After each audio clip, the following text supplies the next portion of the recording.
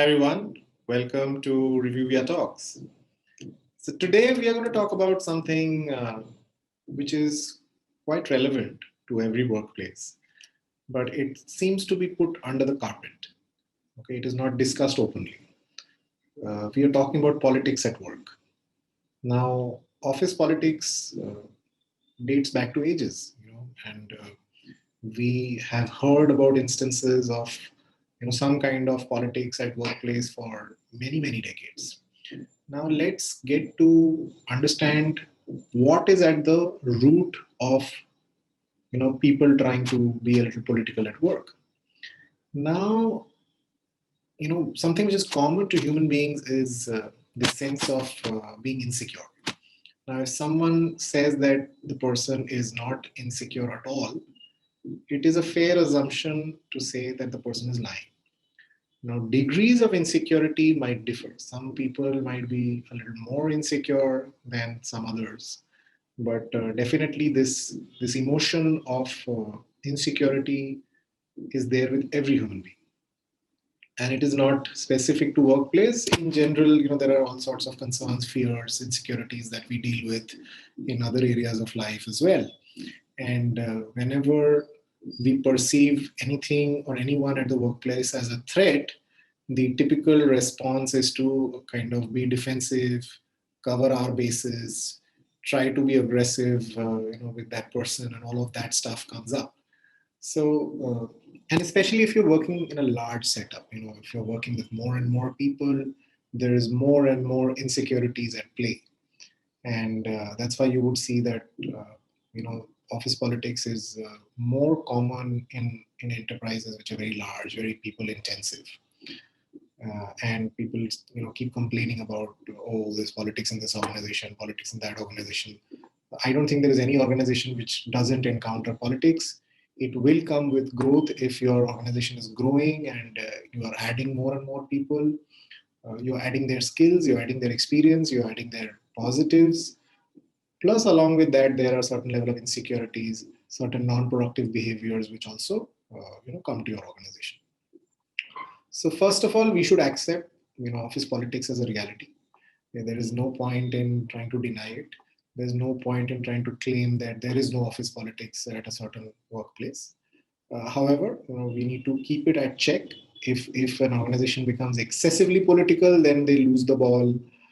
They don't focus on the core business metrics, and over a period of time, their existence as a business kind of gets threatened.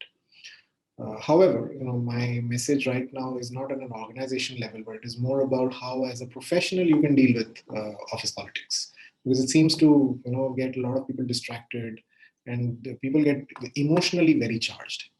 So let's categorize, personas into three categories. You have three kind of people at a workplace. One are the performers, who do a good job, and they're known for their good job. Second are the non-performers who do a bad job, consistently bad job. And third, I would call them the victims. They are good performers, decent performers, but somehow their work does not get recognized for some reason or the other. They feel that they are getting shortchanged. They are kind of getting the raw deal in the organization in terms of promotion, increment. Their overall perception is not what they think it should be, and all of that. Now, my message is essentially to these people who feel that they're getting victimized by the office because they're putting in a lot of effort and they're not getting rewards in terms of increment, promotion, recognition, rewards, whatever. See, what happens is if you are a non-performer, then it's very clear. You know that you can't perform. You have basically chosen to survive by playing politics, by blaming others, by pushing, the buck to another person, not taking responsibility, trying to find credit in other people's success, trying to blame others whenever there is a failure, and also going ahead and doing some bit of backbiting, etc., pleasing the boss, patronizing the boss, and being the informer in the team to provide some insider news to the superiors. That's how you would position yourself to ensure that you're useful to your superior, because at a performance level, you know that you can't really deliver, or you don't even have the intent to deliver. If you are a victim, then you have to make that transition to being a performer. Now, if you see people who are performers, it's not that they consistently get the top rating, but they seem to go about their work not getting distracted. Okay. So, what is the difference? The difference is that most of these people who have figured out a way to perform consistently know how to navigate the politics within the organization. And by the way, as you grow in your role, at senior levels, the insecurities are also very high because there is a lot more at stake. So one needs to budget for this kind of political behavior. Okay, and you need to be effective in navigating the politics, not resisting it, but navigating it. Okay, accept it as a reality, accept it as something that you will deal with. Like you have some customer related unforeseen circumstances at times, right? And you don't resist it. Oh, why am I in this job where the customer is not doing what we had agreed, or if there are external situations which are unforeseen. So you budget for that. At least mentally, you know that not every day is going to be a smooth ride. Similarly, when you're working with your peers, you're working with your superiors, stakeholders internally within an organization, you need to budget for the fact that there will be, so-called political behavior, either from your senior stakeholders or peers or juniors and people like those.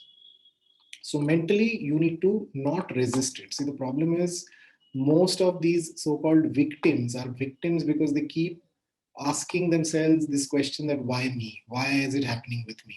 It's not that it doesn't happen with the so-called performers, but they are not busy focusing on why it is happening. They deal with it in a more methodical manner and move ahead, and they keep their eye on the ball, which is the business outcome, which is their core deliverable at work. Okay, so that's what you need to focus on. That's the first thing. First of all, navigate the politics. Don't resist it. Second, ensure that you have very strong communication levels with all the people who matter within your organization. Whoever needs to know what you are doing should know, because most of the time the browse of these people is, I work so hard, I am the one who's doing everything, but at the end of the day I don't get the recognition. Maybe somewhere you are not getting the recognition because the key stakeholders are not aware of the work that you're doing. So ensure that you create some level of visibility about your work. Okay, do the good work and let it be known as well. Okay, and if it means that you need to over communicate, you need to walk into your 1/1's office once a week, do that. Okay, don't be shy of it. And also, mentally you need to be okay with understanding that people's insecurities will play out. When they see a person performing better than them, 9 out of 10 people feel insecure, they feel threatened, and they would want to see you fail.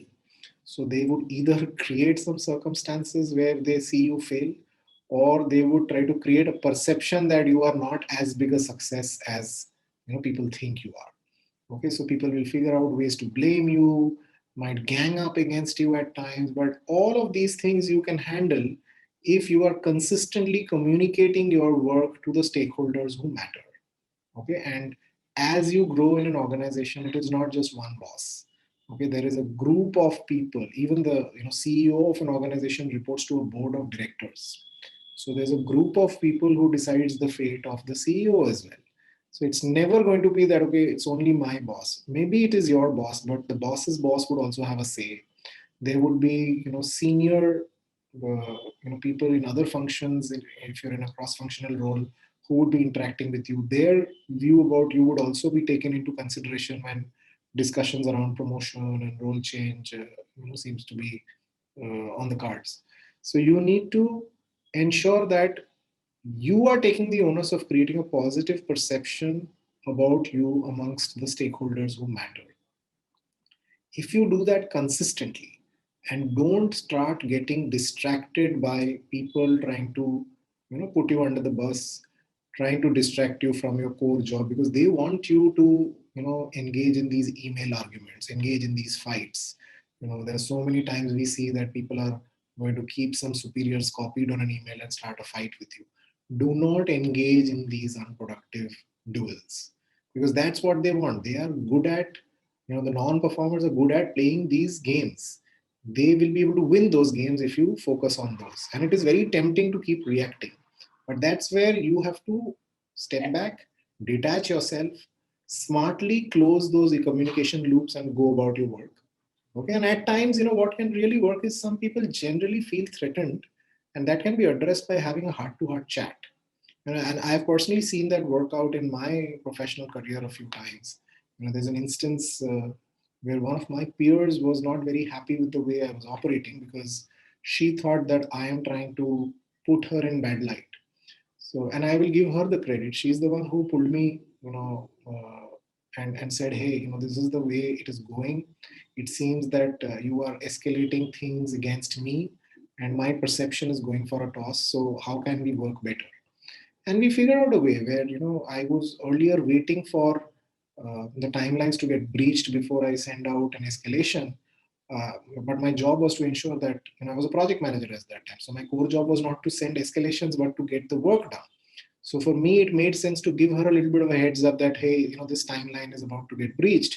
And once it gets breached, I would have no choice but to, flash it as a red one to the senior stakeholders. So we figured out this, and all those, unproductive arguments that we were having over emails, they suddenly vanished over a period of a week. Okay. So you have to do a mix of everything. Keep your communication very, very aggressive to all stakeholders. B, budget for people's insecurity to play up. There will be people who would intentionally try to put you in bad light from time to time. C, open, transparent communication with people at times works wonders. Okay, it is difficult to do it. Not most people engage in it. It is more comfortable to sit behind a laptop and send emails. But please try, doing a heart-to-heart phone call or a direct chat with a peer or a stakeholder with whom things are not going well. Chances are that 7 to 8 times out of 10 you would be able to work out a positive arrangement which you might not have expected. Okay, so if you do these things, you would be able to manage the politics at work far more effectively, which will help you move ahead in your career as well. I hope these points would be useful and you would be able to put them in execution in your professional careers. Thank you so much and all the best.